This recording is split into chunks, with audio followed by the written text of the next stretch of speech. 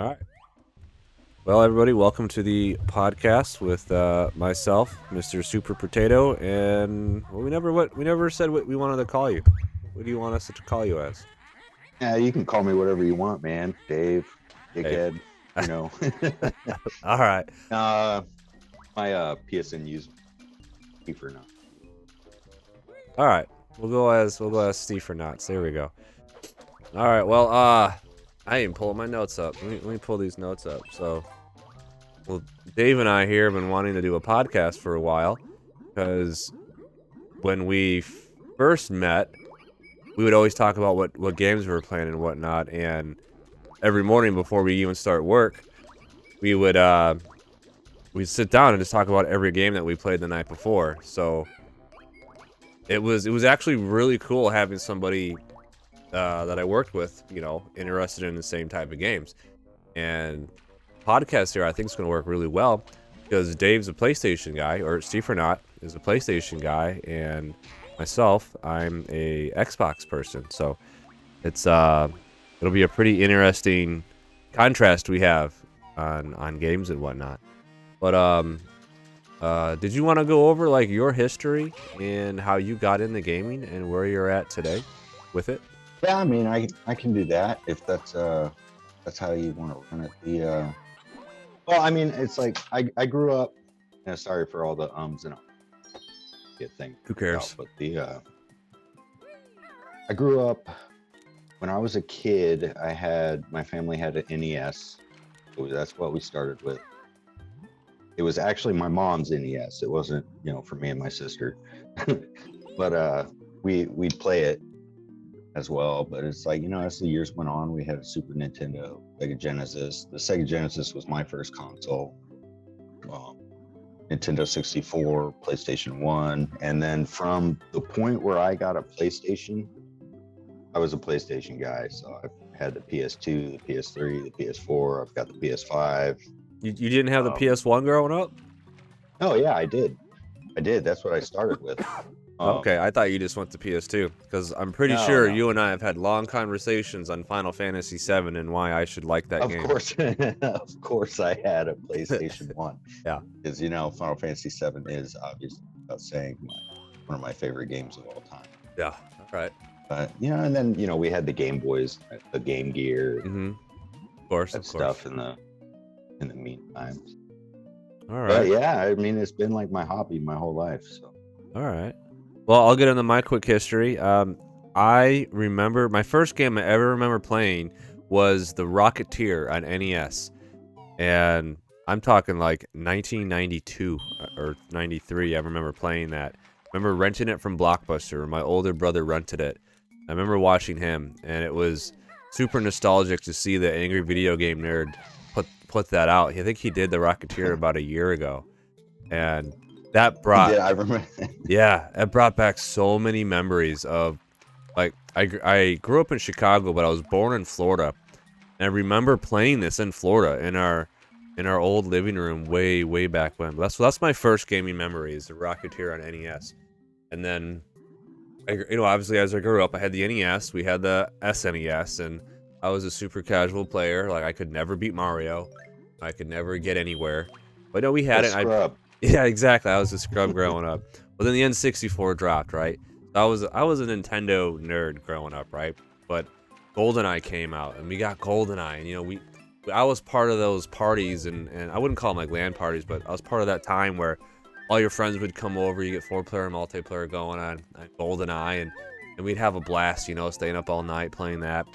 And then you got your 3D platformers there too, like Mario 64 and Banjo-Kazooie, and Oh yeah. and then another great game came out, Tony Hawk Pro Skater. Like so many hours on that. I know it's a sin to say this, but I like the N64 version better than the PlayStation version because that's what I had. I did too. It was just quicker, Yeah, you're right. No load screens. Yeah. So that was one of my arguments when my buddy had a PlayStation and I had the N64, and I was like, but there's no load screens. I had no clue about the amount of games on the PlayStation because I didn't have any money to buy it anyways, right? And I had no idea how much easier it is to program games for the PlayStation than it was for the N64. Yeah, I'm a kid in 5th grade. Like I don't know anything. I just know what my parents give me. But anyway, so I start high school, and I get a computer, right? My dad bought me a computer for getting good grades, and I got into computer gaming. I had a buddy that was in the Counter-Strike. Like, I'm talking original Counter-Strike before it was Source. So I played that a lot. I got online, and I started playing a lot of Day of Defeat. So then that started my FPS time, or my love for first-person shooters. And then Halo came out, right? Halo 2000, 2001, Halo comes out. And my PC's starting to lag, right? It's starting to get out of date. And I'm a high school kid. I can't afford a new PC. So I get an Xbox, all right? For my birthday, I think I was like 13 years old. I got an Xbox with Halo 2, right? That just dropped and so I fell in love with Halo. And that's kind of how I became an Xbox fanboy. You can call me whatever you want. I guess people don't hate being called a fanboy, but whatever. I guess I'm a fanboy, and I absolutely loved Halo and Xbox, and now, I mean, the games I'm playing now, I mainly play is Apex Legends, right? And that's another first-person shooter on the console. I need to download that on the PS5 because I know it's free. It's a free download.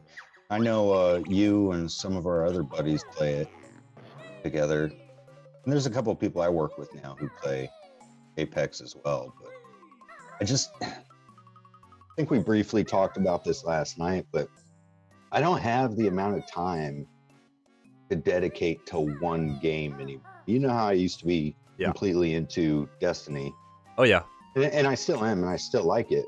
But I took a break from it so I could focus on other games. And at this point, Destiny's evolved so much that I'm just kind of, I'd be out in the wind, I wouldn't know what was going on anymore. Yeah, I'm sure if you watch like 3 YouTube videos, find out what's meta or whatever Destiny is and what the lore is right now, you'd be right back into it.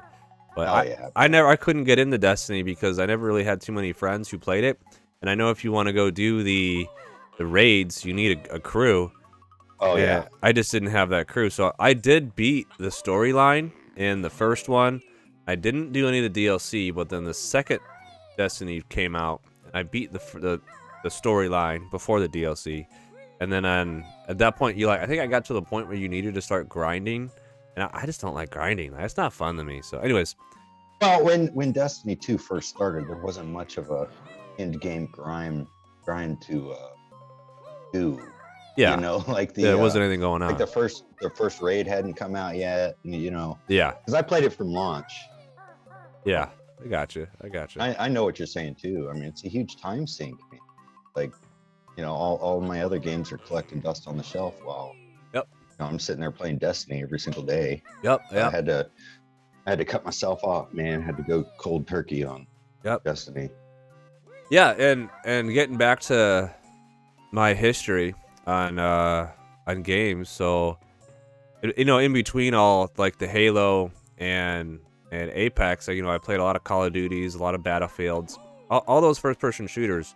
But I always loved the Assassin's Creed franchise up until Black Flag. I know everyone loves Assassin's Creed Black Flag, but I've bought it 3 times now. I can't get through it.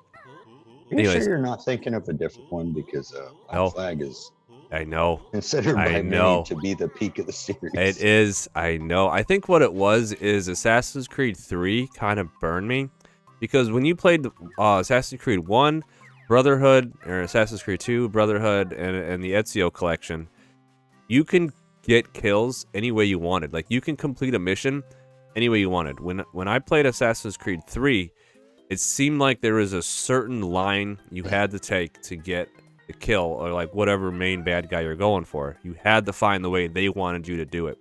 And I didn't like that. I liked being creative, or if I wanted to, I'll run straight in, fuck up everybody, and get my kill. Or if I didn't want to be sneaky.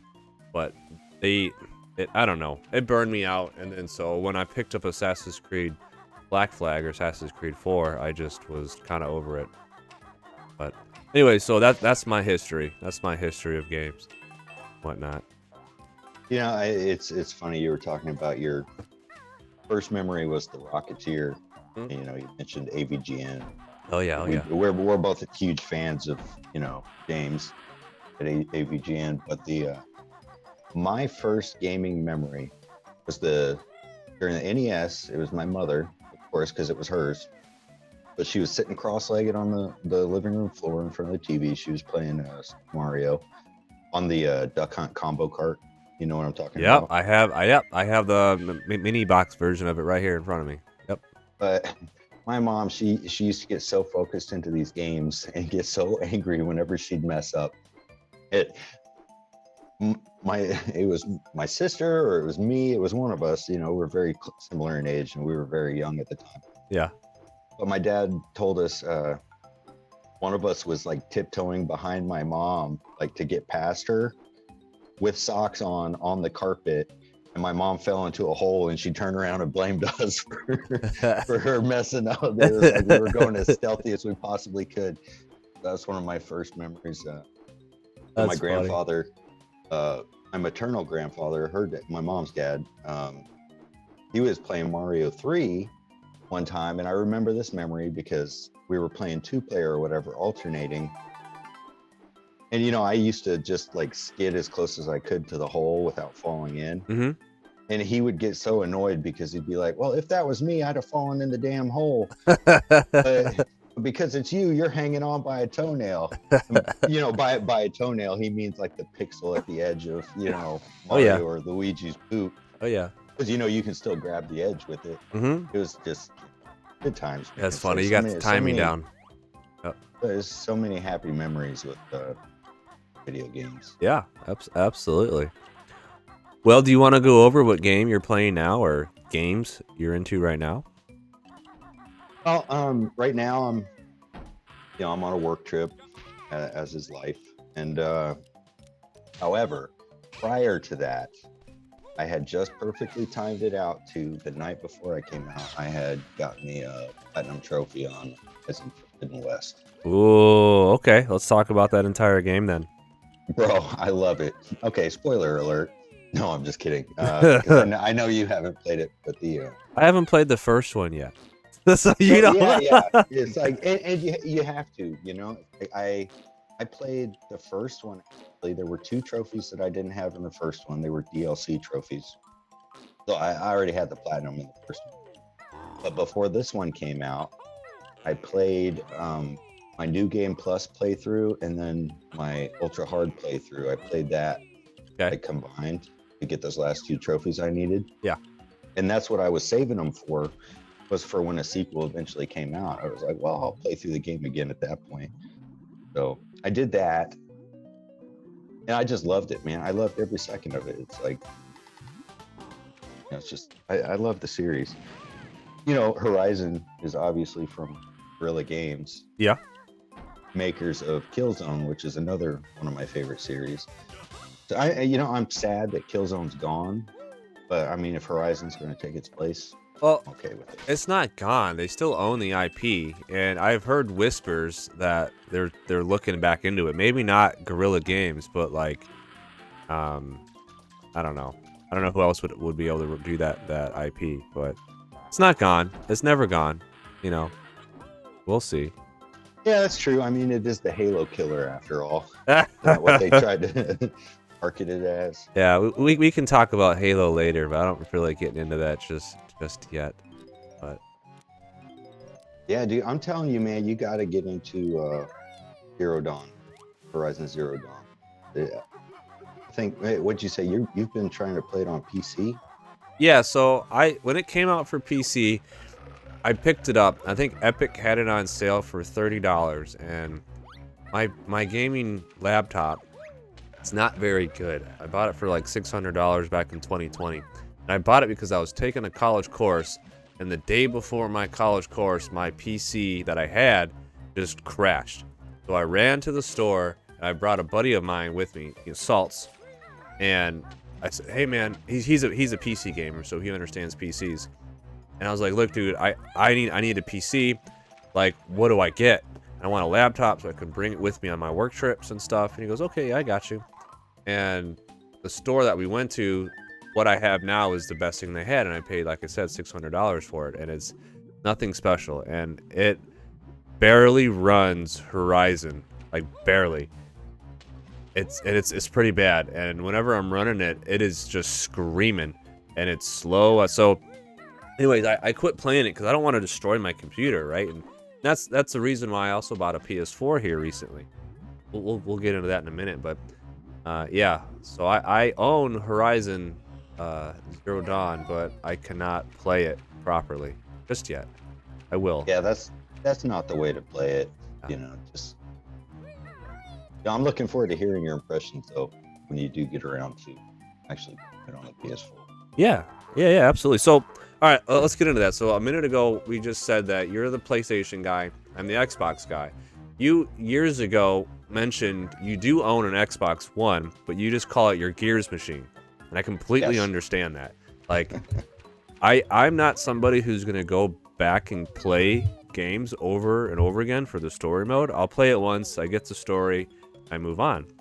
Yeah. Gears is the only franchise I have replayed every game in multiple times. I think I've beat Gears 1 4 times now. Like, I think I beat it twice on the 360. Then I got it on the Xbox One when that released with the Ultimate Edition. And then I just recently replayed it again like 3 months ago on my Series X. And it's... I love Gears. Anyways. All right, so let's get into... So now, I own a PlayStation 4 now, so if you guys haven't noticed, the prices for PlayStation 4s have gone up dramatically. Well, because of all this this garbage with shipping and products. It's insane. Being like everything is going up in value, right? That's just how it is. And our buddy, both of us know, Mikey, he worked with us. He's now, somewhere else working elsewhere, but he's got a PS5, and so I hit him up, and I also hit you up for a PS4, see if you had one. And, well, Mikey has two PS4s. He had a PS4 Pro and the PS4 Standard Edition that he sold me. And I recently was down, Mikey lives down in Jacksonville. My grandma lives down there, so I ran into him, and we hung out for a little bit. And, I brought it up. Again, I was like, dude, like, you really don't have a PS4 that you want to sell me? And he goes, I think I do. I'll sell you my wife's. And he said, I'll sell it to you for $100.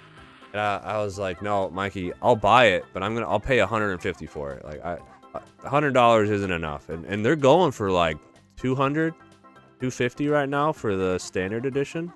It's crazy, man. It is. It really is. And he said, yeah, okay, but I'm not going to give you a controller because I'm still using the controllers. I was like, all right. And then he said he was going to give me God of War. And I think I told him, nah, don't worry about it. Like, just whatever. I'll pick it up later. Kind of wish I hadn't told him that, because then I would have God of War for free. That's fine. Yeah, you should have. That's okay. Grab that. I still feel like he was giving me a really good deal. I don't like ripping off people, so I don't know if he knew what was really going on with the PlayStations at that time and what he could get for it. So he was doing me a favor, kind of do him a favor, but. He gave you the buddy discount. Absolutely. Like, absolutely. I'm sure Mikey has his finger on the pulse going on out there. Yeah, I could see that. So anyway, now I'm starting into my backlog of PlayStation games. So I've been looking into different PlayStation exclusives, and what I've been playing now is SpiderMan. If anybody's been watching my streams, I just started streaming, and my stream actually blew up the other day. I don't know what happened or how it did it, but I had almost 5,000 people came into the stream. That's super impressive, man. And it was fun to watch. I watched a recording of it, after the fact. Yeah. Good for you, man. Yeah, really it was great. It was fun. I liked hanging out with everybody. It was cool. And then I streamed again the other night, and I think I had like 300 people there. So dramatically dropped, but honestly, I don't care much about it. Hang on, Parker's crying. I'm gonna pause it. We'll pick it up in a second. All right, so the second stream was a little lower, but it's fine. I'm not there to try to get famous or try to get monetized or anything. I'm just doing this to have fun, right? If I'm playing a game, if I have a decent laptop here that can't exactly run Horizon, but I can run a stream off my laptop, I might as well do it and have some fun doing it and stream. The only reason I do it, like, I don't know if you watched the first the stream that went big, like you said you did, but some dude was trying to give me a $2 donation, and I saw that no. on the recording. Yeah, like, don't do that. Like, I have a pretty good job. I don't need your money. And if you're trying to give me money, like, stop, go save it and go buy yourself something else. Like, save up and buy the next video game, you know? I'm doing just fine. I'm doing this for fun. I'm not doing it for money, so. Yeah, we have a pretty good job. Yeah. All things considered. Absolutely. We're compensated for what we do. Yeah, I don't really want to get into that, though, Dave. I don't know if you want to, but I kind of want to keep that part separate. Yeah, no, that's why I wasn't. Yeah, absolutely. I figured you understood that, but actually, I have a little suggestion. If I know I just got done saying that I don't care about subscribers and whatnot, but I do like setting myself goals, and to set myself a goal, I like to achieve it. And we'll say if we do get, say, 200 likes on this video, next podcast, Dave and I will tell you guys what we do for a living. It's actually pretty freaking cool, and a lot of you probably won't believe us, but whatever. Don't care if you believe us or not, but it's what we do. Well, you're setting some high expectations there. I am. I really am. I am. So, you know, you guys want to share it and just like it. Subscribe. I don't care if you subscribe, but just throw us a like. Anyways, all right, so Spider-Man. Let me talk about Spider-Man, how much I've really enjoyed it. So this is my first PlayStation game I have honestly played since Grand Theft Auto was exclusive on PS2 many years ago. Grand Theft Auto 3. So it's just fantastic. The web swinging is so smooth.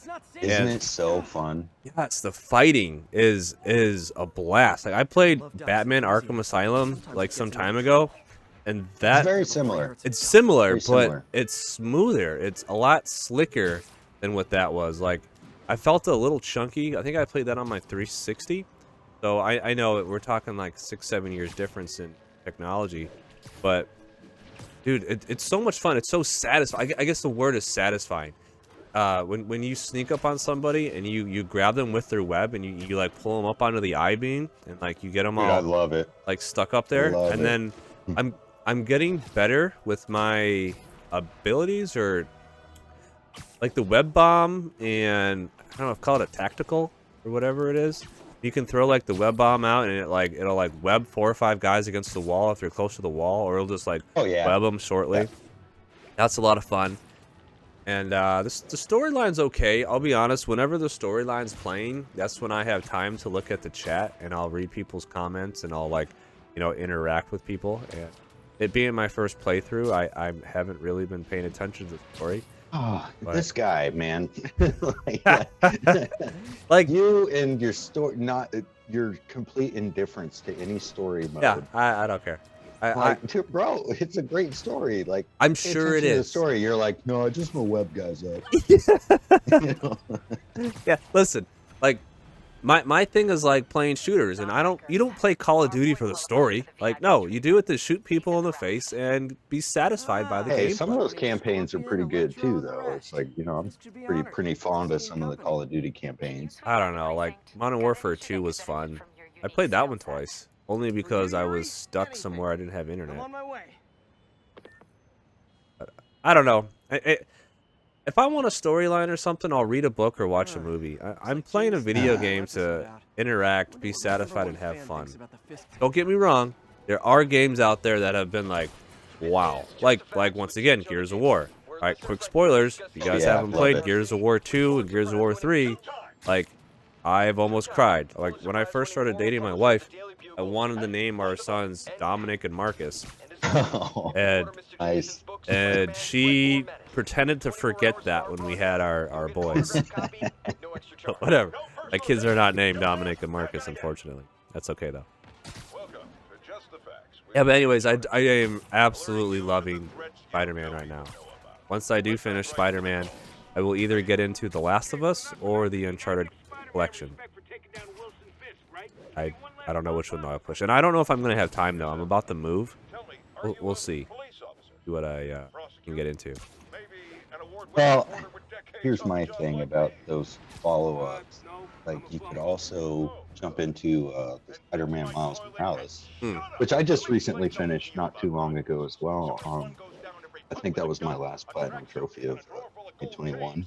Do you think I'll be burnt out by Spider-Man? See, and that's the thing. That's the thing. I was able to play Horizon Zero Dawn right up until the day that Forbidden West came out, and then I jumped into that and put another 120 hours into Forbidden West. So, but I understand what you mean about the burnout.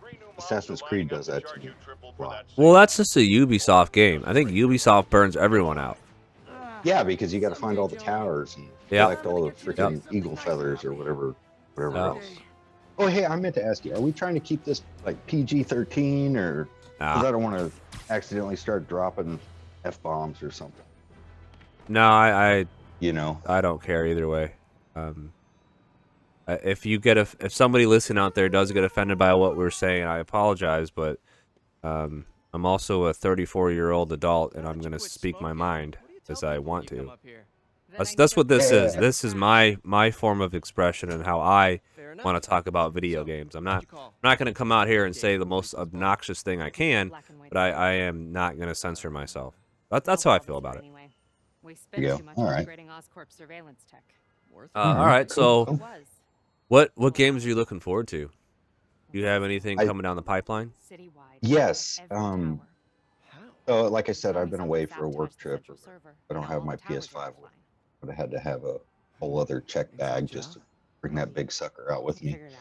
But my wife just picked up my pre-order of Tiny Tina's Wonderlands. Okay. Which is, if you don't know, a Borderlands spinoff. Yep. Well, let's talk about Borderlands. Have you played all of them? I have played. I played and love the first one and the second. Now, and I love the second one. I played the hell out of that. I even got one of those like super rare collector's editions. I was able to get my hands on the the loot box edition, something like that. Okay. And I don't have it handy, obviously, but my certificate number is pretty low. You know what I'm saying? Because it's a numbered certificate for the edition. So it's a pretty low number, surprisingly. I was able to get a hold of. But I have somehow fallen off on the pre-sequel. Like I tried to keep playing that, and it's just not grabbing me. I think it's the mechanics. And then Borderlands 3, I haven't even touched yet. I have it. Really? Just haven't touched it yet. Okay, so are you going to play Borderlands 3 before you get into Tiny Tina? No, because I think that's more along the lines of that spin-off DLC from, what was it, Borderlands 2. Okay. Tiny Tina's Assault on Dragon Keep, which will be like a separate story. Yeah. Okay. All right. So, I mean, I'll have to check to make sure it's not going to spoil Borderlands 3, but I'm looking for it. All right. Well, my experience with Borderlands is I had a buddy who was huge into it, and all he wanted to do was come over to my house and play co-op Borderlands. It's like, all right, so because I had Borderlands 1 and 2 for 360, I never really got into it, and then so him and I would play, and then I started getting into Borderlands, the first one, but then I went somewhere I wasn't supposed to. I fell into a pit I couldn't get out of. And I was probably like 6 or 7 hours into it. Far enough along, I didn't want to restart. I couldn't get out. I couldn't beat the guy that was in the pit with me. And I turned it off, and I never went back. And then, years ago, I bought the Handsome Jack collection. Tried to get back and do it again. And I even had... You remember the Sean that when we worked with? Sean, I don't want to say his last name, but... he loved Borderlands, and he was trying to get me into it. He even set me up with the right character and everything, and I put about 4 hours into it. It wouldn't grab me. It would not sink its hooks into me. I've kind of ignored Borderlands ever since, fortunately. This is not my thing. No, I love the graphical style, and obviously the looter-shooter aspect of it is appealing. Yeah. Right now, the reason I haven't gotten into Borderlands 3 is there was just too much else coming out. Absolutely. And you know how I am. It's almost like I like buying games more than I like playing them because my backlog is pretty intimidating. Dude, right now. Dude, it's insane. And I have the Xbox Game Pass. I have so many games on there. I'm just like, I'll never get to you. I'll never get to you. Like, I just scroll. I know, it's so sad. It's like, I'm buying this game for the odds that I'm ever actually play it. Absolutely. You know, if I'll put a game on the shelf, and it's like I'll look at it from time to time, and here I am. There are certain games and franchises and stuff where, as soon as I buy this, I'm in it. I'm in it to win it. You know? Yeah. That was me with Halo. When Halo Infinite came out, I told all my friends on Apex, I was like, look, guys, I'm going to be MIA for a week or so. And I grinded. I didn't grind it. I really enjoyed playing through the game of Halo Infinite. And then I played a little bit online. You know, I got a good taste. And then went on and, did my review on Halo Infinite. And then I haven't picked it up. I think I played a little bit, ranked, and Team Deathmatch, whatnot. But that's about it. No, I obviously haven't played Halo Infinite. I'm not gonna watch that series either. Had a bad experience with Halo games that kind of soured me on it. But I heard that I've been hearing that the last one is kind of a stinker. Hang on just 1 second. Yep.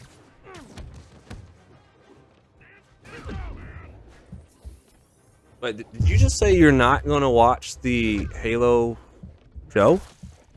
Probably not. Why? Because, bro, for the same reason you don't pay attention to the storyline in games. I don't care about old Master Chief. Okay. All right. You know? Now I used All to. right. Now don't get me wrong. Don't get me wrong. It's like, you know how you said that my Xbox. Get away from her. I believe my Xbox is a Xbox One S. It's a Gears of War 4 edition. It's themed. You know, it's that red one. Yeah. You said that my Xbox is just a Gears machine, literally, because it's even themed like it. Uh-huh. But I used to also have the Halo games. However, when I moved to Hawaii, the movers stole, out of all of my collection, they stole all of my Xbox games. Oh. And all of my Xbox games were Gears and Halo. Yeah. And once they finally reimbursed me, because that became a whole thing. Yeah. Once they finally reimbursed me, I only bought back the Gears games. You know, I don't even think I've turned on my Xbox where I live. So it's like I haven't played the games. Should I play the games? Well, I mean, I've played the first, played the second, but it's like, do I need to play the games? So I'm just seeing the series, or is it I don't know. retelling? Or I don't know. You know I haven't so, seen it yet. I'm sure you could get on YouTube and watch like a brief overview, but it's not too hard. You know, like Master Chief, Sierra 117. You know, he's a genetically modified super soldier. You know, and he does just badass things. I mean, there was a lot more to it. Spin-offs like Reach and then ODS. Yeah. Well, so you Halo seem to have a grasp. Yeah, you have a grasp. I mean, I'm familiar. You know, it's like, and I'm like, oh well. I'm like, I got too much cool PlayStation. All right. All right. So what we're saying is our backlogs are just slam packed. Different thing. I completely understand. All right. Let's move on to another topic here. Let's talk about our retro collecting. You and I have recently gotten more into retro game collecting. What is your latest pickups? Or you can talk about how you got into it. Oh, I mean, I got into it recently. You got a good heart. You know, that work trip that we were on a couple years ago. I can take care of myself. Yeah, you remember? It's like when I'm someplace but just in case, there's where, a you know, place called the Feast Center. I get on eBay sometimes. I'm like, this sounds fun. You know, it's like I got bored one day. I was like, you know what? I miss having a Game Boy. Yeah. I mean, I still had like my Game Boy Advance. Okay. I was like, you know what? I kind of want to try and rebuild my Game Boy collection. So it started with the Game Boy stuff. Now I have over 100 Game Boy games. Got like almost 10, Game Boys now. But then I started branching out into N64. Hold on. Back up. You have 10 Game Boys? Yeah, I've got various assortment of Game Boy Colors, Game Boy Pockets, Game Boy Advance. Do you have any of the originals, like the big brick? Of course not. Yeah, I rebought the red one because that was my original Game Boy back in the day when Pokemon came out. My parents got me the big old brick Game Boy Play It Loud series, the red one. Yeah. I rebought that off eBay. like $40. I can Nice. I wish I modify still these had my data to original, track but more than just crimes. I'm kid. Hmm? You know, I'd trade it in and upgrade to the Game Boy Pocket, color, go for it. Well, yeah, you want the I latest and greatest, man. yeah, Get it? well, yeah, but I still wish that I had a little bit of foresight, kept all that stuff. Score. But Towers are so, picking up all I mean, at kinds least of would have saved RFID me a bunch signals of now, time trying to including recollect nearby. and rebuy everything that I used to have. Absolutely, but yeah, you didn't know the future. But that's cool. You have 10. So I recently found my Game Boy. I shot you photos of that.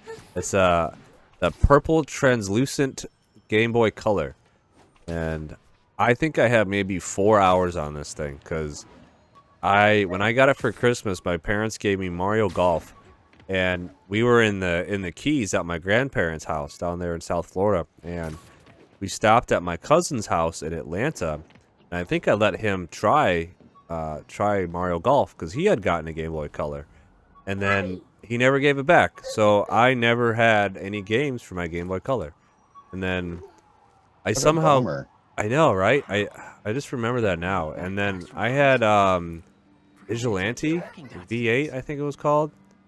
That game was like that car combat game.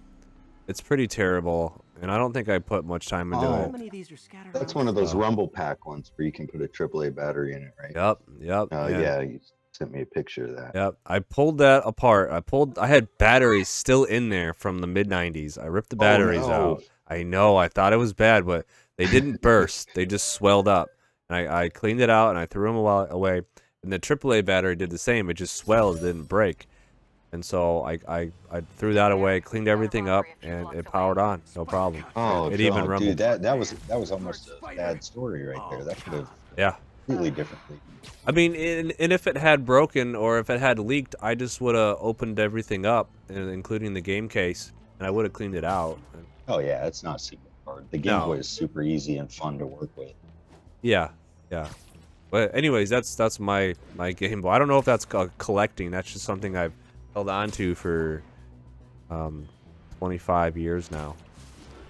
Anyways, Yeah, I've actually, while we're just quickly on the topic of Game Boys, I've got an extra Game Boy Advance SP that I had picked up, like a junk one. Yeah. And I picked up a shell. It's from a company called Boxy Pixel. It's an unhinged. Look this up when you get a chance because it's really cool. But I picked up the shell and the kit, and someday when I have the time, like to what I'm going to do is reshell that Game Boy Advance SP into this unhinged case. So I mean, it's like got the form factor of like a Game Boy Color, but it's the Game Boy Advance SP. So instead of with the hinge, the lid, what I'm talking about. It's just like flat, and it looks amazing. So is it kind I of love like it. the 2DS? Have you seen that? It's like the unhinged 3DS. Oh yeah, I had one of those Yeah. for a little while briefly. I was not very fond of it. It felt like a child's toy. Oh You know yeah. what I'm saying? It was like yeah. very like Spider Cop's like gonna repair it. plasticky. I don't know. That sounds weird. Of course, it's plastic. No, I know what but you're saying. I know what you're saying. I understand. It's like a thick, weird brick feeling thing. Yeah, it was Yeah. really weird. Yeah. Anyways, I kind of forgot about that thing. well, let's go on to your next collection. You started talking about your N64 collection. Are you starting to bring that back? Yes. I still got to find a Nintendo 64, but What? well, here's the thing. I had my four like favorite N64 games. I somehow managed to keep hold of those. That was GoldenEye, Star Fox, and both of the Zelda games, Ocarina of Time and Majora's Mask. Okay. Which I had those. Those were my original. But then, at one point I got a hold of a copy of Turok, which was one of my favorite games from back in the day. Nice. I got a hold of what's if I gotten recently? Duke Nukem 64, Doom 64. So I'm trying to and Shadows of the Empire. But what I'm trying to do is I think I'm going to try and get like a mini collection of classic N64 shooters Okay. together. I like it. You need Perfect Dark. Yeah, I know. I do. Look. Which was, yeah, I know. That is one of like my 6 N64 games I do have. Yeah. But Nice. So awesome. which ones do you still have again? Okay, so I got Mario here. Let me look up here. Mario Kart 64. I have San Francisco Rush Extreme Racing. Star Wars Episode 1 Racer. Pontiac Pro Skater. There you go. GoldenEye. And Perfect Dark. Nice. So. Oh, so you still have your original copy of Perfect Dark, or did you rebuy it somewhere? I think it's my friend's. I don't have my original copy. My buddy's name's on the back. I don't know how I got his copy, but it's mine now. One of those borrow it. Yeah, I'll give it back next week. Before you know it. Well, I had it too. I had a copy of Perfect Dark, which is so weird that I have his now. So I don't know what happened. Probably got swapped somewhere. Yeah, he might have my copy or something. Yeah. And yeah, those are the games I have now. I know it's a super small collection, but I literally just started collecting like 3 months ago. Hold on, my son is. Can you hear my son in the background? I can hear him. Go sit down. Jumping on my bed, he's squealing. But anyways, all right, so I'm gonna have to re-listen to all this and hit timestamps to rip it out. But all right, so it's all good, bro. The reason I have I started getting back into the collecting here recently is the Nintendo Switch Online introduced Nintendo 64 games back on the Nintendo Switch Online system, right? Yes. And I had refused for the longest time to buy the N64 or the Switch Online subscription. I know it was only $20, but I was like, there's no reason for it. I don't want to. But my youngest son, he's 3 years old, and he loves Mario. He's actually really good at Mario for a 3-year-old. He's not great, but he does very well. And he likes Super Mario Maker. Well, I made him a handful of levels and like 2 worlds, but he's now bored of those, right? It's like 10 levels and 2 worlds. He's tired of it. So when the Nintendo 64 expansion pack came out, like, if I pay for online, then Super Mario Maker will work for him, and he can go and play millions of levels. So that was my justification of getting it. So I did that, and then they announced also, okay, so there's still rumors that Bond is going to come out, or GoldenEye is coming out for Nintendo and Microsoft, right? So that's it's still rumors, right? But every week there's something new coming up. Like I hear Spawnwave talking about it. I don't know if you listen to Spawnwave Media and like RGT85, but those guys keep getting wind of stuff coming out about Bond. And so I'm getting excited, right? So then I looked online and I wanted to buy the Nintendo 64 controller for Nintendo Switch, but of course the scalpers got a hold of those and they rocketed it up, and you can't get one, right? Which, you know, whatever. Someone wants to make a living being dirtbags, fine, so be it.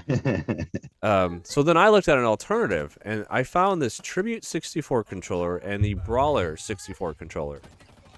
And so I did my research, and I decided to get the Tribute 64 controller because you can use it on your Nintendo Switch and your PC, or basically any gaming console that accepts a USB device, or the actual N64 itself. There is a dongle you plug in the N64, and you can actually use this controller wirelessly instead of your original N64 controller with games. So that got me really excited about Nintendo 64 stuff again. So I kind of been on the hunt doing that stuff.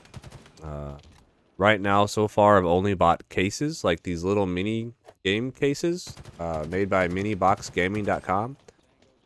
I got reviews of that up on my channel if you guys want to check out those videos and see what I'm talking about. But basically like the original box art, but it's like small enough to where the game cart barely slides in. Cool stuff. I like it. Nice. Yeah, so it's those cases, it's the cardboard with a plastic sleeve, correct? Yeah, yes, yeah, it's like a really nice smaller, plastic sleeve. But they're smaller to where they just fit the cartridge. Yes. Is that the brand that you're talking about? Yep. Yeah, it's like I like that. I just prefer I consider a game complete if I have the game and the booklet. Yeah, Don't worry about the regular box. absolutely. So that's why I buy that one brand of cases that I use, I like that. because it actually fits the booklet Yep. into it. Yours remind me So- of like a Blockbuster case though, which I like though. I like that. It's more Yeah. nostalgia for me. That is pretty awesome. Yeah, I kind of wish I was home right now, because we could probably I could probably take a little video clip of it to Well, if add you on if you're doing this on YouTube or whatever. yeah, it'll throw up on YouTube. You can send me a picture and I can add it and I can just do like a still slide. You can make that Cool. work. Yeah, Yeah, we'll do that. Cool. Well, I lost my list here. My wife texted me about something. Is there another topic you want to get into? Oh, sorry about that. I should have muted before I cleared my throat. No, I mean, I don't really have anything like super pressing. We briefly talked about games that we were looking forward to. Yeah. I talked about Tiny Tina's Wonderlands, but like a further future off game that I'm looking forward to would be Forspoken. Yeah. If I'm pronouncing that right. I don't know if you've seen anything on that, but that looks like a pretty cool action adventure game that unfortunately it was delayed till October. So it was supposed to be coming out this month or May, I believe, which I was really looking forward to that, for after Horizon. It was not meant to be right now. I mean, Anyway. was that Miyamoto says a rush game will always be bad, whereas a delayed game will Eventually be good. be good, yeah, or whatever that quote is. So yeah, I always think of that, and whole cyberpunk issue. People will always remember that. And that's a cool thought and all, but nowadays, games get patches all the damn time. It's like kind of a, it's like, what am I trying to say? I'm not trying to say, no, that's a stupid quote, but it's not nothing, because it's a good quote. It's a great quote, Right. but for its time. Yeah. Because once upon a time, you weren't able to. Absolutely. You had to get it right the first time. Yeah. But okay, so we're kind of in a weird spot right now. You and I just complained about having too many games to play. Like our backlog is just slammed. But at the same time, we want new games to come out. Like I understand that. Like they announced Perfect Dark coming out, but that's got a whole. I'm sure you heard about the whole issue with that this last week, where the studio who's doing Perfect Dark's having issues. Like Crystal Dynamics or something had to get brought in. They're not happy about it. But anyways, But it's not Rare. It's not Rare doing Perfect Dark this time. I don't know. I don't know who started it. I do know Crystal Dynamics was brought in to help, and whatever original studio started it got upset, and so I guess people left. I don't know the full story. I am paraphrasing here, but anyways, that's my biggest game I'm looking forward to. But that's news to me, because I thought Crystal Dynamics was owned by Square. They are. Square Enix. They are. And Yep. so they're jumping in probably to help Rare. I would Maybe. imagine that Rare is the one doing Perfect Dark, because they're the ones who made it the first time. Yeah. Well, Rare's owned by Microsoft now, as you know, and so then their IP is owned by Microsoft, so they can push that IP out to any of their other.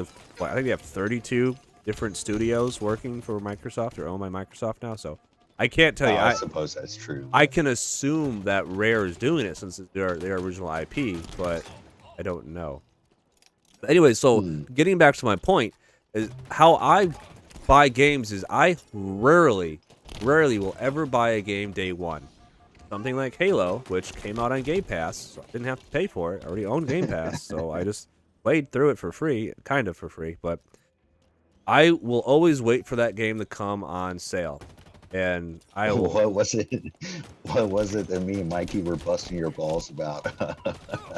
You didn't want to get Horizon Zero Dawn on the PS4 because, well, they wouldn't ship the cheapest one to me. Yeah, like, oh, the complete edition is like $20 new. It's $20. Like, how much cheaper do you want it? It's $8. Like if it's $8, if I go to the store and get it. But you don't get that awesome expansion. I don't care. I probably won't which play you it. need. I probably won't even play the expansion. Well, I know myself. Need it for the story. Oh yeah, you don't care about the story either. So I just want to shoot my robot dinosaurs with arrows. Okay, I don't need any more of a story. That's so awesome. Like just the thought gameplay of is the gameplay is phenomenal. GameStop, man. I just love it. Yeah. Yeah, I just love it so. I was thinking about running out to GameStop today and picking it up, but I was like, no, like once again, this goes back to us having too many games. Like I'm looking at my game cases right now, what I have to still play through. Like I'm telling you, Last of Us and Uncharted. That's not even talking about all my games on Switch or all my games on my Xbox. Dude, I'm telling you, I have hundreds, if not over 1,000 games in my collection. Yeah. You know, and I'm just like, it's overwhelming sometimes. Honestly, you know. Let me get into this next topic here, or next idea. So you're saying you had 1,000 games. Like, would you Potentially, rather... I have over 1,000. Right. I got you. Would you rather have them digital or physical? Physical, bro, all the Okay. way, 100%. I think I am the only one in the world that prefers them digital. Now, only because I don't want to lose them. Right? Okay, so I know in the future, like when the servers get shut down and the eShops or whatever store gets closed down, I can't re-download that game. And if I delete it or something happens to my console, that game is gone forever for me. I understand that. But I just love the convenient factor of not having it. So I had a Nintendo DS. And I was going on a work trip, a really long work trip. And I went to GameStop right before I got on the plane. And I bought Tony Hawk Pro Skater, Wind Waker, and a few other games. Well, I lost Tony Hawk Pro Skater. It fell somewhere. I couldn't find it. So that whole work trip, I couldn't play Tony Hawk. I was so bummed out. But anyways, that's just me. And Switch, the carts are so small. That's a $60 cart. If I lose it, it's gone forever. You know? Yeah, and you know what? That is a very good point. That's like for my Switch, most everything is digital. On my Switch collection for the same exact reason, because the carts are small. Yeah. I don't want to lose it. You know, it's like there's a few that I'll buy physical just for like the collector aspect of it. Like, so anything Zelda, you know, that Mario 3D All-Stars I had bought physical just because I was like, oh, I really want this. Did you buy it digital too and keep it sealed? No. Good. You're not that bad of a nerd. No.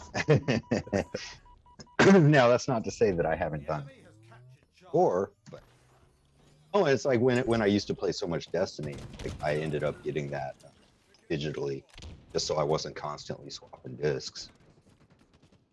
You know, so it was just easy to hop into Destiny whenever I wanted to, as opposed to, you know, oh, well, guess I'm done with Horizon now. Let me pop onto Destiny. Let me get up. Let me dig through all my games. Let me find Destiny 2. Let me swap the discs out. Let me, you know, do all that. And then be like, oh, servers are down. Well, guess I'll go through this whole process again to find something else to play. Yeah, I hate that. Yeah, it is. It can get a little annoying, but, you know, there's something about like seeing it all on my shelf. Yeah. Yeah, I really enjoy. Yeah. But I'm running out of room though. Like, Me so too. I got a family, right? I got, you know, kids and a wife, and I can't fill up a whole room with stuff. So in the house I'm living in right now, my wife and I had a dealer. I forgot how this went down, but I have a lot of sports memorabilia, right? I'm a big sports fan. I like baseball, hockey, and football. And in my house in Illinois, when it's a lot cheaper to live out there than it is in Virginia. They have basements in Illinois. So I had, the whole basement was mine. It was a whole man cave. Right? I had like a sectional couch. I had a bar. I had everything. And so the walls were covered in sports memorabilia and some gaming stuff here and there. And when I moved to Virginia, all I have now is a bathroom. I have a bathroom to put my stuff up. So the downstairs bathroom has it. I miss because, you know, I'm also from Missouri. I miss having a basement. Yeah. Like, you know, a finished basement. It's so satisfying. I can't wait till I have one again. A room with no windows you would think would suck, but as gamers, it's awesome because like there's no glare. Like you can dim the lights you don't down. have the sun like damaging all your, you know, plastic, all the plastic and stuff. Yep. Oh, it's awesome. But yeah, so that's kind of why I don't have any room for physical. Now, don't get me wrong. Obviously, retro, I'm going to go and get all the physical I can. I do have a lot of copies of ROMs and stuff on. I have a Super Nintendo Mini that I have modded, right, with like 300 games, and then I have the. Nice, you still got that, huh? Absolutely, I take it on every work trip. I love taking it out. That's I fun. need to do something with mine, or at least my PlayStation Mini. Kind of a stinker when that came out. Yeah, but they figured out Yeah, how do you something with that. can not really hack it, but you can put a USB drive in the second controller port, and you can add ROMs and games to it that way. Yeah, I need to get around to doing that. You know what the most disappointing one for me was is the Sega one. I bought the Sega Really? one. Yeah, I don't Oh, play dude, it. I love that.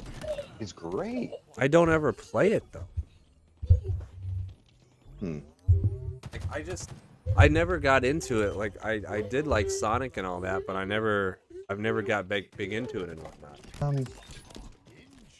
Did you want to talk about? So you want to talk about Yacht Games at all and their upcoming stuff and what they announced? Yeah, I did want to talk about Yacht Club game. Picked up Shovel Knight Pocket Dungeon. You know me, I'm a big Shovel Knight fan. Oh yeah. Loved it. Got the platinum trophy in it. And I have always regretted not getting in on the Kickstarter back in the day. Yeah. Right. I regret that not being on my radar at all. So they're doing they did a new Kickstarter for something called Mina the Hollower, and it's like a Link's Awakening type game, and I backed it. So I'm super excited for that. Hopefully that comes out before too long. I'm ready for that. But I just love Yacht Club games, man. That Pocket Dungeon is pretty cool. Yep. There's I don't know if you played it, but there's another one that they helped with called Cyber Shadow. Yeah, I didn't play it. Really good game. I looked into it. It was like $5 or $6 on Switch on sale. This was right before or right after they announced their newest Kickstarter. I looked into getting the Cyber Shadow game, but it was supposed to be incredibly difficult. You know me, when something's difficult, I don't do it. You run away. Yeah. So I was like, this would be really cool. But then I got thinking again, like, it's going to be in my backlog. I'm never going to actually play it. So, but hey, did you ever? It's worth checking out. We'll see.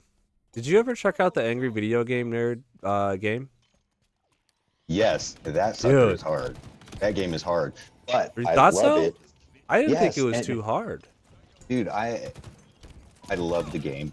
The music is good. The writing is fun. It's hilarious. I bought it physical from Limited Run Games. I don't know if you know that company. I do. Yeah. I bought the physical version from them, so I'm waiting on that to come. Like whenever you order something from them, they haven't even made it yet. So it's like, so then you just have to wait for them to actually ship it. But I also have the vinyl soundtrack. Okay. Yeah. The soundtrack on vinyl. I saw when they announced it. Announced the soundtrack or the vinyl. That's awesome. Yeah. So I bought it on Switch, and I have the Hori game pads that go on the side of the Switch for handheld, and on that they have a turbo button. So I think I was doing the turbo shooting, and so I was able to basically breeze through the first game. I guess that's so you cheated. Oh, 100%. 100%. But okay. But I'm sitting there. Whenever anything's hard, you can count on you. Okay, I will mess around and goof off in a single player game.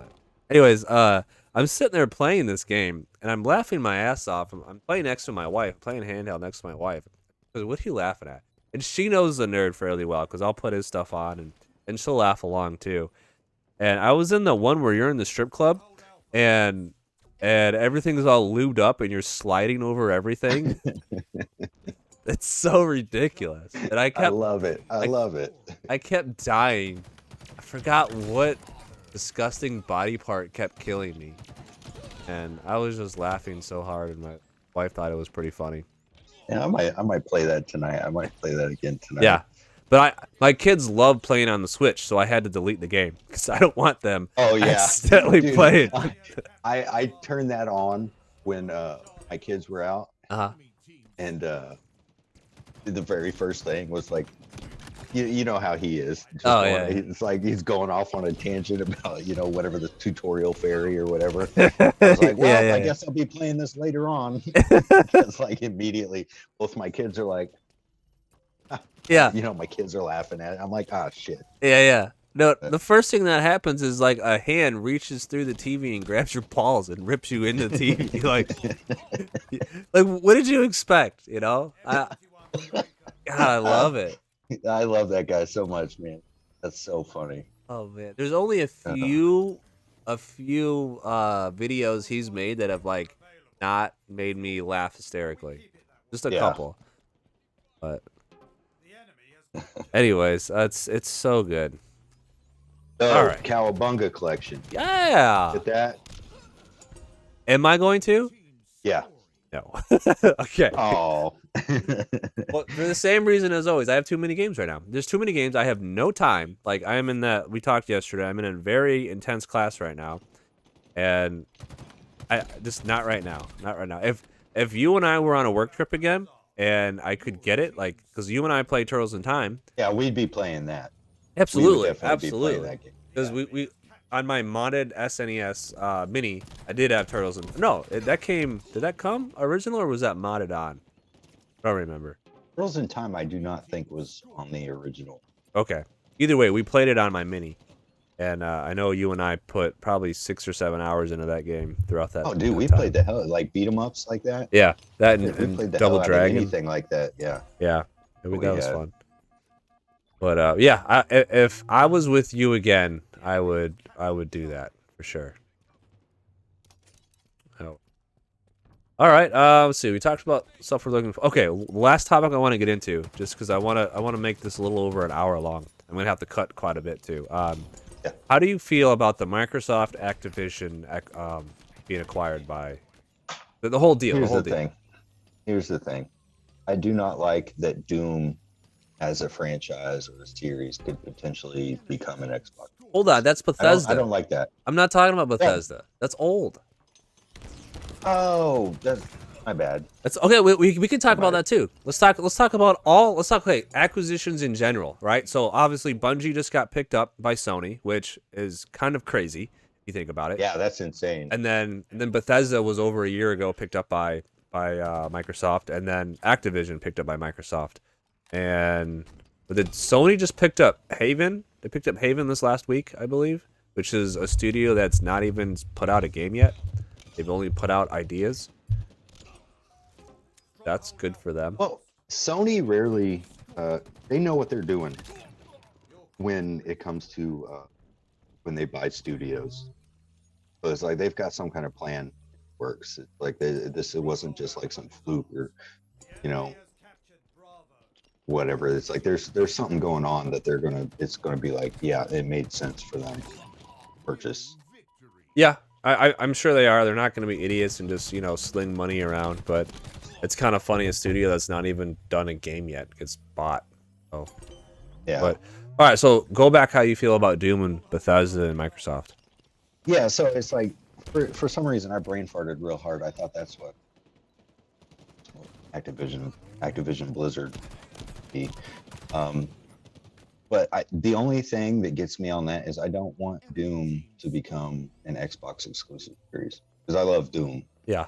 I'll play Doom all the time. But if it becomes an Xbox exclusive, it puts me in a tricky spot. But with the Activision Blizzard thing, man, I'm not really super affected by it. I play the Call of Duty games often. It doesn't really bother me too much. Yeah, and I can understand that. Like 5-6 years ago, I think that would have hurt a lot more people because Call of Duty's really fallen apart. Like it really just has. You can only slam the same stuff in our faces over and over and over again until we're just That's oversaturation, man. It's Absolutely. like year after year after year. That's what Activision's maybe known two for. Call of Duty games coming out at the same, the same year. Yeah. And I only ever played it for the campaign anyway, except for Black Ops 2. I played that online. That one was fun. I played that a couple weeks ago. But it's like for the campaigns, it's like, and then I fell off of the campaigns because it's like this is a little too gritty and realistic for me. It's like when I play a game, I want to at least want it to be sci-fi if people are getting blown apart on a battlefield. You know what I'm saying? I don't need to see what my grandfather saw, you know. Yeah, I like the in real realistic life, of it. you know. I like that. I like the gory, bloody. I like that stuff. That Yeah. my wife asked me why I like it. I said I don't know. It's kind of like a fantasy. I guess for some people it's not. It's kind of I don't know. But so my thought here is if Microsoft makes Activision and Bethesda games Xbox only, that would mean Sony might have to put Game Pass on PlayStation. Okay? And then at that point, it kind of screws Xbox owners. Now Sony's going to get all the Xbox exclusives, or quote unquote Xbox exclusives, on the Sony machine, and now the Xbox players won't have the ability to play all the Sony exclusives. Are you following me here? So Yeah, I'm tracking. that kind of concerns me, but I don't know if Microsoft will put Game Pass on the Sony products. You know, it's kind of a tricky area to be in. No, I would. You know, it's not like I'm sitting here like, oh, you got chocolate in my peanut butter, you know, or anything like that. But it's like, I wouldn't mind, but I don't think I'd be like, oh yeah, hell yeah, Game Pass is on PlayStation. It's like the only exclusive Xbox even has that's worth a shit, or as of right now anyway, is Gears. I mean, for you, you'd say Halo, and then Right. Well, that's but what you like. Skyrim. What about Skyrim? No. Like I But don't care about Skyrim. You gotta look at the future here. What's that? Starlink? What's that one coming out? It's Bethesda game. Starlink, isn't that the Elon Musk thing? You're right. I've been reading a lot about the whole Ukraine issues. Are you talking about that Switch game with that came with the R-Wing? No. Yeah, I had that game. I gave that one away. There's a new Bethesda game coming out. It's Star something. Fuck. I'm completely blanking on that. I vaguely know what you're talking about.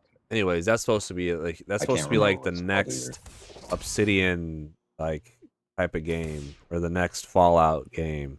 Let me look it up. But isn't it Starfield? Starfield. Like there you go. Starfield. That one. A star something. I knew I was close. Yeah. Right. Starfield. It's supposed to come out in November, and that's going to be Xbox exclusive, I believe. I could be completely wrong, but that's huge. And then what else? What else has been announced? Psychonauts 2. Did you ever play the original Psychonauts? I have not. Okay, so then that one doesn't get you, but those games are a blast. Well, I guess if you've never played Xbox, like you never had it to begin with, so. I mean, I do have an Xbox. Well, you never got about a layer of dust on it, probably. No, I don't think I've even turned that sucker on. Oh well, so what you're saying overall is it's not really going to affect you too badly, but other than Doom. Yeah, with the Bethesda merge, that will affect me. But even with that one, Doom is the only thing that would affect me out of that one, because you know, Bethesda. It's not like I'm playing Skyrim or Elder Scrolls or anything. Yeah. You know, it's like I don't really care for Fallout either. No. I know Blasphemy. Like, people are crazy about Fallout, but I see a lot of that doesn't even bother me. Yeah. It's just Doom. Did you ever play Fallout 4? Like what is your experience with Fallout? I owned the first two on PC long time ago. Of course, I had, you know, Fallout 3, Fallout New Vegas. I just couldn't get into them. Okay. And you know what? I do not know if I have Fallout 4. I would have to choose it. But sometimes games come on sale, and I'm like, well, may as well buy it. Yeah, that's how I am with the Far Cry series. Like oh, dude, I got all them too. Yeah, I bought Far Cry 3 for like $2.99 the other day. I say the other day, one. Like 7-8 months ago. I went on a buying spree on games to like make my backlog like bigger and more backed up. I never got to them. Oh. But shit, I just lost my train of thought. Oh, so yeah, I wanted to talk about, or you wanted to talk about different games that you're playing with your kids, since you and I both have kids. What games do you like to play with them? And like, I don't know how much you want to get into about your kids and all that, but yeah, go ahead. So both my kids have a Switch each. My son's starting to get more into PC, trying to get more into PC. But what we play, my son's 13, my daughter is 10. Okay. What we play is Minecraft and Fortnite. You know, it's like the usual kid games that people say are kid. You know, I remember I was playing Minecraft on my phone the day he was born when we were in the hospital and stuff. So it's like something that he's just grabbed onto and he's really enjoyed. And you know, a lot of people hate on Fortnite as well, but it's actually pretty fun. Yeah. You know, and for a free to play game, it's a pretty fun time, especially if I'm playing with my kids. Absolutely. You know, my daughter plays these games with it too. My daughter's actually a little savage when it comes to Fortnite. She's pretty good at it. she gets a little too trash talky sometimes. So it's like I gotta kind of put her back in her place. There you go. Yeah, but that's what I've been playing on. But you know, my son, he loves the Mario game. My daughter loves Kirby and stuff. Nice. I pre-ordered that new Kirby game for her. Yeah. Because her birthday was earlier this month. Pre-ordered it for her. I'm just ready to come it to her. Oh, okay. Yeah, that came out on Friday. So Yeah. it should be at your house right now. Hopefully. Yeah. Ideally. Ideally. I have not had much luck with GameStop pre-orders. Quit doing that. For the last year and a half, I've not had luck. Yeah. Kind of been going with Best Buy. Okay. Yeah, I remember you telling me you had the Best Buy rewards program years ago, and they phased it years out. ago. Yeah, that was a bummer. Yeah. I was saving some money on collector's editions. Yeah. You know what I'm saying? Dude, I'm telling you, I've got so much plastic in my house. Like, what is going to happen when I die? Oh, dude, yeah. I'm just going to have a whole section of a landfill filled with like little figures and game cases. And the thing, like, I don't think anyone's or any of my family's gonna want any of this stuff, you know, like, right? because Like, my kids are like, this is old. Like, I don't want this. Yeah, I'm gonna leave it to my son and hope it doesn't hold off. I mean, if it does, it does. Like, yeah, make somebody or happy. I could just be buried with all of it. It'll be like ancient aliens or aliens in the future. Like find my tomb and like a pharaoh's tomb full of video game crap. And the thing is, it's plastic, and so it'll be in the dark, so it's not gonna rot. It's gonna be perfect. It's gonna be fine. The paper might be gone, but yeah, might be a little musty in there, you know, after my body decomposes. But yeah, but I don't want to get too grim on this. But yeah, but you know, playing games with my kids, like, it's just a good time. You know, I played like beat 'em ups with them. My daughter loves, you know, Final Fight. Like, I have one of those arcade 1-up cabinets, the Final Fight one. Okay. Oh yeah. She loves it. She loves playing through Final Fight. And Final Fight was obviously one of the Super Nintendo games I had growing up, which I loved. You know, so I've got a very fondness for Final Fight, and it's awesome that my daughter, you know, digs it too. Yeah, that's good. Fun playing it. But Fortnite is a pretty good time. Good, yeah. Playing with the kids. You know, people do say it's like a kid game, this and that, and it kind of is, right? A little cartoony game, but you know what? Play what you like. Don't ever let somebody tell you that game was lame and you shouldn't play that. Like, that's to me, like, if I like something, I'm gonna like it. Like, it's supposed to be fun, man. Exactly. It's supposed to be exactly. But anyway, so I'll talk about games I play with my kids. So my 5-year-old doesn't really like playing games. So he's on the autistic spectrum, and he hasn't like grasped the concept of a video game. He likes watching his brother play. And my youngest son's 3, and he loves Mario. Like, youngest absolutely just, he'll play Mario all day long if we let him. And he loves Mario Odyssey. And he took over my profile. So he likes to fly between New Donk City, the desert one, like the second level, and then the Dinosaur Kingdom one, the first level. He just goes between those 3 levels and he's always like, "Find me a moon, find me a moon." Like, dude, I found all the moons. Yeah, I found Like, all the moons, bro. yeah. What do you want from me? Well, I think there's still more, but they're the crazy hard ones because I have. Well, my wife Yeah, I stole think the about- profile too, but we have 666 moons. So that's Oh, where we you stopped. better at. find another I one. know, That's what right? it sounds trying to tell you to find another one. Yeah.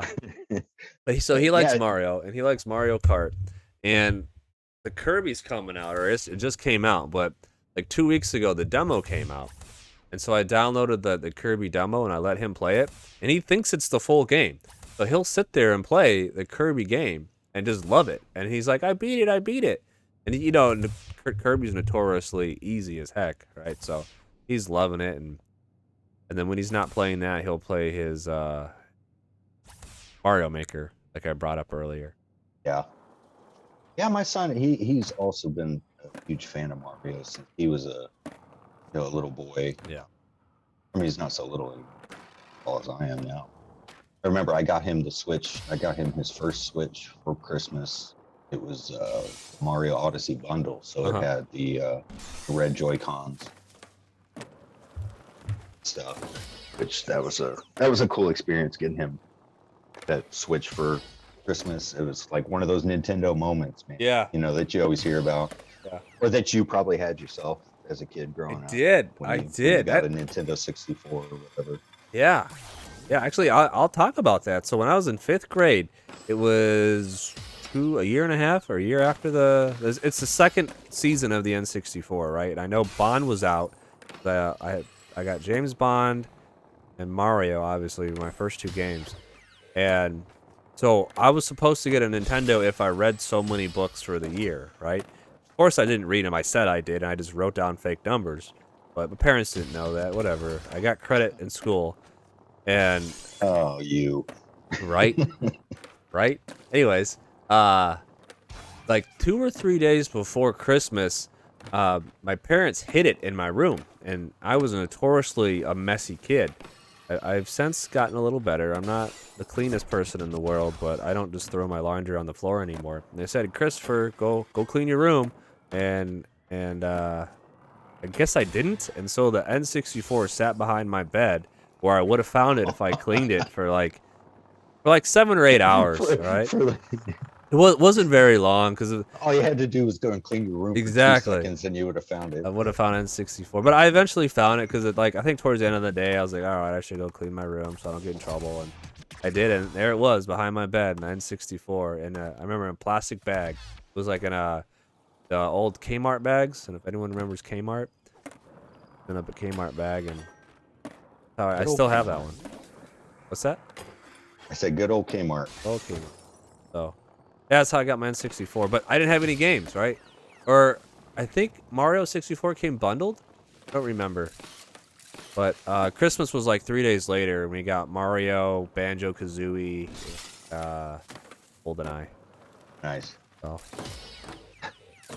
When my sister and I got our Nintendo 64 back in the day, it was the year that it had come out. The 2 games that we got with it were Mario 64 and Wave Race. nice. The 2 games that we had gotten. Nice. So that was also always a fond memory. Just, you know, all the Christmas vacation, me and my sister taking turns like getting stars on Mario 64. And, Yeah. you know, playing Wave Race. It's like, dude, these graphics, they're so real. Yeah. Now look at this. Yeah, it's Dude. like, oh, what is this? It's like, it's hurting my eyes. Yeah. Yeah, the frame rate cuts out to like Yeah, 5 what is frames this a second. Frame rate. Yeah. Mario looks like a Lego figure, you know, with no detail, but it's like, dude, you can squish his face around on the title screen. I mean, that's how we're going to be talking in like 20 years from now. Like, oh, we thought Halo Infinite looked so good. Yeah. Like, bro, Horizon Forbidden West, I can't even look at that game anymore. I know, yeah. I explained to my wife what frame rates was, I think 2 days ago. Like 2 frames and 120 frames per second and this and that. And then like what regular TV was. I don't know. Most people don't understand that. But I think N64 was like, if a really, really good game was, I think at 60. Like I think, what's that racing game that just came out for the Switch? The Switch? For the expansion pack, for the 64 expansion pack, with Captain Falcon. I can't think of the name of the game. Oh, F-Zero. F-Zero, yeah. I think that ran at 60. It does on the Switch. I don't know if it does that natively on the N64, but sometimes you're playing Bond or something, all those explosions going off, like the frame rate drops to like Oh yeah, like 3-4 frames a it's second. just like stuttering along, Yeah, chugging it's along. Yeah, Crying. Yeah. I remember that. It's funny how you look back at the game with like rose-colored glasses. Yeah. Oh man, it was so cool and realistic, but then you go to try and play it again, and it's like, ooh, this is a little rough. And the other thing is I would plug it into like my big 45-inch TV with component cables, right? And it's really stretch it out, make it even worse. You got to have that CRT look, a smaller one. So I don't have a CRT. It's like a LED, but it's like a 19-inch that accepts component, and it works really well for my N64. That's how Nice. I need to get a hold of a. I've been looking for an old CRT, but the thing with collecting nowadays is like everybody wants a piece of it. Yeah. So it's like they might have something that's like super crappy, but think they're sitting on a pile of gold or whatever. Yeah. Because there's some Game Boy games it's like, there's no reason somebody's going to pay you $25 for a copy of Tetris on the Game Boy, bro. I've got 5 copies at home. It's like that's the most common Game Boy game there ever was because it came with every original Game Boy. Yeah. You know, like people sit there and think they've got gold with Barbie Horse Adventures or something, and it's like, well, yeah. Oh, it's because people think something's old and they think it's worth a lot. Well, yeah, when they have a million of them out there, it's still not rare. yeah. And it's like, you know, you were talking about, I believe you mentioned that collecting's a little hard because of scalpers and things like that. It's like, yep, scalpers and the normies, man. They came out and they want their piece. Well, Like, what's the you used to be able normies? to go to a yard sale and buy a box of all kinds, Yeah. like 20. Yeah. Now everybody thinks that, you know, it's like, well, I've got $10,000 worth of, no, I don't know, Virtual Boy stuff. No. Yeah, you need like 5 complete collections for that. But like the main thing what's going on is our generation, like we all grew up, we all have money now, and we're looking back, like you just said, with rose-colored glasses to our past, and we all want to get back into what we played as kids. Yeah. I mean, it's true. I mean, now it's we all have happening to money, me, you know. Yeah. Yeah. Like, Well. like, ooh, what can I buy today? You know, it's like I've been starting to rebuild like a Turok and Duke Nukem and classic Doom collection. Also, like, and that stuff can get pricey. It's like I've been trying to buy the Turok Dinosaur Hunter Game Boy games. I think I just spent like 60 on between the second one and the third one, but that's for the cartridge and the book. Yeah, Each of so them. complete. Well, kind of complete. Oh, and Rage Wars as well. I don't think I've played that one, or I don't know if I've ever even heard of that one. Rage Wars, that was like the Nintendo 64 version was all competitive multiplayer one, from what I recall. I had it, but it didn't really have a campaign. Yeah. But the Game Boy version is obviously going to be different. But I've been just, you know, collecting my Doom and my Quake and my Chex Nukem Max. and my Turok. Chex Quest. Yeah, that's what it was. Chex Quest. Awesome. So dumb, but so cool at the same time. Dude, yeah, it's so cool what they did back in the day with that. Like that's all the Doom clones everywhere. All right, is there any other final topics you wanna bring up, or do you feel we've talked about what we want to talk about? I think we covered anything that we didn't pick up on next. Yeah. So I think we had a pretty cool discussion here. Yeah. Hopefully we can do this again next week. I don't know what our schedules are going to be. I don't know if I can set aside a couple hours to do this or not. And obviously you don't know either. But to our listeners, I'm sorry if we are sporadic on uploads. One and done, baby. It's like get out of the game undefeated. Yeah, but we've been trying to put this together for like 3 months now, and we finally found a window and we just did it. So yeah, my job has literally tough. Yeah. But I'm glad we found the time. Yeah. Absolutely so. Finally. Well, all right, buddy. I guess we're gonna end the podcast right here. Yeah, sounds good, man. All right. As always, been a pleasure. Later.